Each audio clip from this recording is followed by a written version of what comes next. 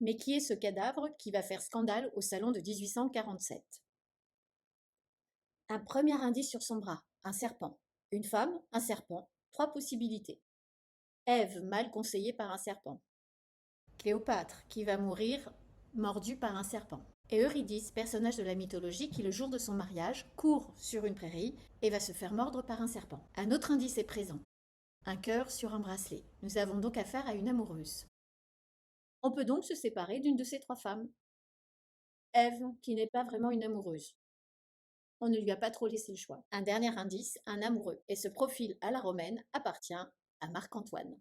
Il s'agit donc de Cléopâtre, dernière reine d'Égypte, la septième, qui se suicidera avec l'aide d'un serpent. La source principale de la mort de Cléopâtre est le poète Plutarque. Au début du IIe siècle, il décrit Cléopâtre comme une femme fatale qui aurait conduit Marc-Antoine à sa perte. C'est ce que fait Rixens. Il s'inspire du récit de Plutarque, reprend le panier de figues cachant le serpent, tout en agrémentant la scène d'éléments nés de l'égyptologie apparus au XIXe siècle, donnant ainsi une caution historique à son tableau. Au salon de 1847, la femme piquée par un serpent de Clésinger fera scandale.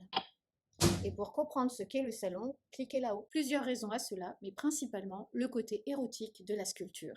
Les journalistes remarqueront ce drap qui remonte le long de ses jambes, évoquant non pas le suicide de Cléopâtre, mais la jouissance de la femme. Et oui, depuis le XVIe siècle, la mort de Cléopâtre est devenue érotique. Le serpent ne lui mord plus le bras, mais le sang, donnant un caractère plus érotique à la scène. À l'image de Sainte Thérèse, Cléopâtre devient donc une figure de l'extase. Tout est la faute d'Auguste, ou plutôt de la propagande qu'il orchestre contre Cléopâtre. Pour s'imposer comme premier empereur, le fils adoptif de César se choisit un ennemi commode.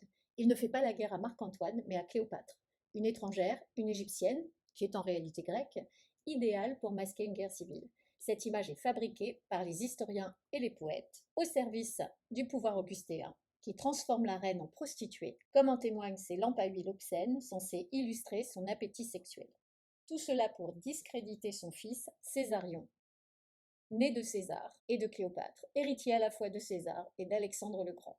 Par la plume, autant que par les armes, Auguste efface une reine pour asseoir son empire contre un potentiel rival qui n'est plus l'enfant de César, mais celui d'une prostituée orientale. La légende noire de Cléopâtre était née. Pour retrouver Art et Savoir pour d'autres conférences, toutes les informations sont en description de la chaîne et de la vidéo. Et bien évidemment, vous pouvez aussi retrouver nos autres vidéos. À très vite!